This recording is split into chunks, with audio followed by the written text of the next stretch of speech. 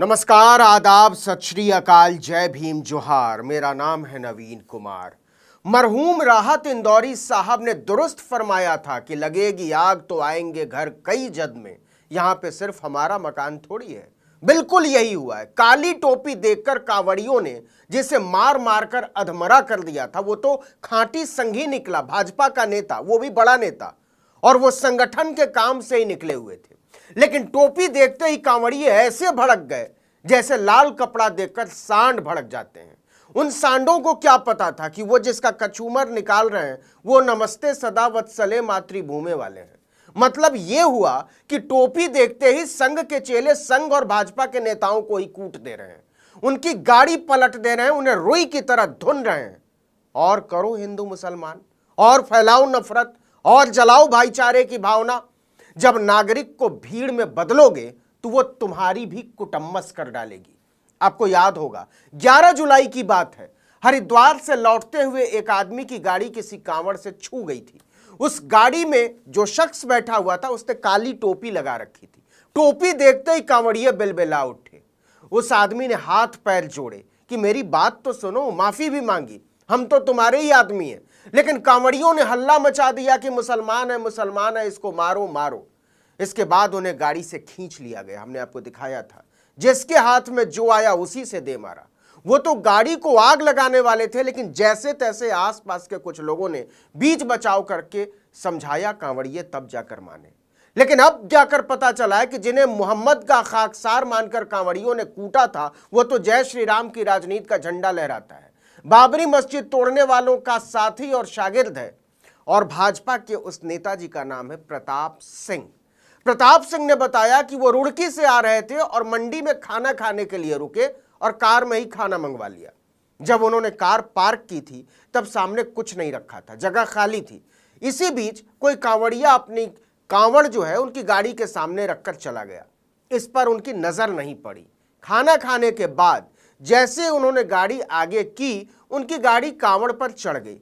इसके बाद उन्होंने गाड़ी को तुरंत पीछे कर लिया।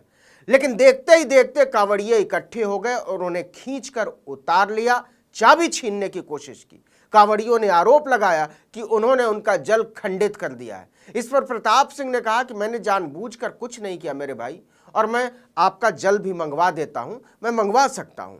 लेकिन कांवड़ियों को टोपी के सिवा कुछ नहीं सूझ रहा था। आप वीडियो में भी देख सकते हैं कि प्रताप सिंह के माथे पर काली टोपी है। यह टोपी दरअसल संघ वाली टोपी है। लेकिन नफरती कहां मानने वाले थे, उनके लिए तो हर टोपी वाला मुसलमान होता है। कांवड़ियों में हल्ला मच गया कि मुसलमान है, इसको मारो मारो।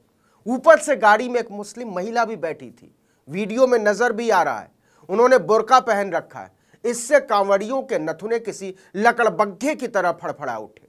उन्होंने उस महिला को भी गाड़ी से खींच लिया, और इसके बाद जो हुआ उसे देखकर रोंगटे खड़े हो जाते हैं। बस यूं समझिए कि जैसे तैसे प्रताप सिंह की जान बची थी, बस। अब जरा भाजपा और संघ की मजबूरी देखिए। उनके नेता को पीट दिया गया, कचूमर निकाल दिया गया, उसकी गाड़ी तहस नहस कर डाली गई, लेकिन वो इसे मुद्दा नहीं बना सकते। क्यों? क्योंकि जिन्होंने ये किया है वो उसी की पाठशाला के विद्यार्थी हैं। तो वो किस मुंह से कहें कि उसके चेलों ने ही उसके नेता को मार मार कर भूसा कर दिया? किस मुंह से कहें कि उनको जेल में डालो? किस मुंह से कहें कि इसके खिलाफ हम आंदोलन करेंगे? जरा सोच लीजिए, प्रताप सिंह का यह हाल किसी मुस्लिम समूह ने किया होता तो आज देश में आग लग चुकी होती, हिंदू खतरे में आ चुका होता। लेकिन अभी किसी पर कोई खतरा नहीं है, सब मस्त है। लेकिन इसका मतलब यह हुआ कि संघ और भाजपा ने नफरत की जो खेती की है उसकी चपेट में संघी और भाजपाई भी आ रहे हैं, वो भी नहीं बच रहे। अब आइए जरा प्रताप सिंह का परिचय जान लीजिए। उन्होंने ऑल्ट न्यूज को खुद बताया कि वो भाजपा हरिद्वार के वरिष्ठ जिला उपाध्यक्ष रह चुके हैं। जी हां, हरिद्वार भाजपा के सीनियर वाइस प्रेसिडेंट। वो आरएसएस और भारतीय जनता पार्टी से जुड़े हैं, इसलिए उन्होंने राष्ट्रीय स्वयंसेवक संघ की काली वाली टोपी लगा रखी थी। उन्होंने बताया ये आरएसएस की पहचान भी है। लेकिन कांवड़ियों ने तो उन्हें मुसलमान समझ लिया था, क्योंकि टोपी। बिना जाने बूझे सीधे सड़क पर फैसले की जो राजनीति भाजपा और संघ ने चलाई है, उसने उसके अपने नेता प्रताप सिंह की चमड़ी उधेड़ ली। प्रताप सिंह ने कहा कि उन्होंने लोगों को बहुत समझाया और हाथ जोड़कर माफी भी मांगी, लेकिन वो कुछ भी सुनने को तैयार नहीं थे। कांवड़िए इकट्ठा होकर चिल्लाने लगे कि यह मुसलमान है, इसको छोड़ना मत। प्रताप सिंह चिल्लाते रहे कि वो भाजपा के नेता हैं, संघ का काम करते हैं, लेकिन वहां सुनने वाला कोई नहीं था। कांवड़िए तब तक नहीं माने जब तक प्रताप सिंह बेसुध नहीं हो गए और उनकी गाड़ी तहस नहस नहीं कर दी। प्रताप सिंह ने बताया कि वीडियो में जो महिला बुर्के में दिख रही हैं वो खुद भाजपा की पदाधिकारी हैं और वो उन्हीं के काम से गए हुए थे, लेकिन कांवड़ियों की भीड़ ने इसे सुनने समझने के लायक नहीं समझा। वहां सुनने वाला कोई नहीं था। उनकी भीड़ उपद्रवियों के गिरोह में तब्दील हो चुकी थी। बाद में वहां से गुजरते एक राहगीर ने उन्हें अपनी मोटरसाइकिल पर बैठाकर पुलिस थाने तक छोड़ा। कमाल तो यह है कि इसके बाद भी किसी ने यह जानने की कोशिश नहीं की कि असली वाकया क्या है। सुदर्शन न्यूज तो पागल हो गया।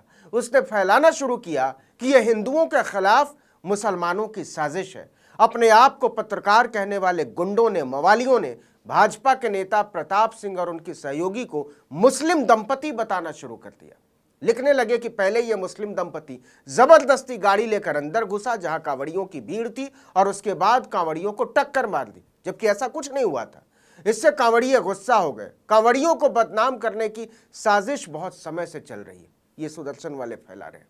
उत्तराखंड की पुलिस ने अपील भी जारी की कि कांवड़ियों ने जिसे पीटा है वो हिंदू है, ना कि मुसलमान, लेकिन तब तक बहुत देर हो चुकी थी।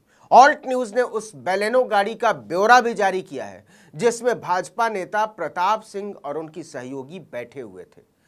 आप देख सकते हैं कि यूके 17D के नंबर की जो गाड़ी प्रताप सिंह के नाम से रजिस्टर्ड है वो इस गाड़ी के दूसरे मालिक हैं। यह गाड़ी 16 दिसंबर 2016 को रजिस्टर्ड हुई थी और रजिस्ट्रेशन की जगह है रुड़की। तो क्या समझे, हिंदू और मुसलमान का ये जो खेल चलाया जा रहा है उसमें कौन कब कहां पीट दिया जाएगा, किसके कपड़े कब कहां उतार दिए जाएंगे, किसको कब कहां मार दिया जाएगा, कोई नहीं जानता।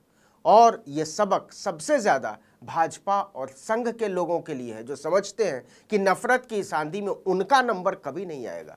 हरिद्वार की घटना बताती है कि उनका नंबर भी आ चुका है। दाढ़ी, चोटी, पैजामे और बुर्के के नाम पर दरिंदगी और वहशीपन के इस खेल को समझिए और इसको रोकिए, वरना सुरक्षित कोई नहीं बचेगा। बहुत हुआ हिंदू मुसलमान, अब तो बन जाइए इंसान। इस वीडियो में इतना ही, लेकिन अगर आपने आर्टिकल 19 इंडिया को अब तक सब्सक्राइब नहीं किया है तो फौरन कीजिए, बेल आइकॉन दबाइए, घंटी जैसी आकृति लाइक कीजिए और कमेंट करके बताइए हमारा वीडियो आपको कैसा लगा। यूट्यूब पर देख रहे तो हमारे चैनल को सब्सक्राइब कर लीजिए, फेसबुक पर देख रहे तो हमारे पेज को लाइक कीजिए, इंस्टाग्राम पर हमें फॉलो कीजिए और हमारा ट्विटर हैंडल है article19_India और मेरा ट्विटर हैंडल है नवीन जर्नलिस्ट। आप मुझे भी फॉलो कर सकते हैं। नमस्कार।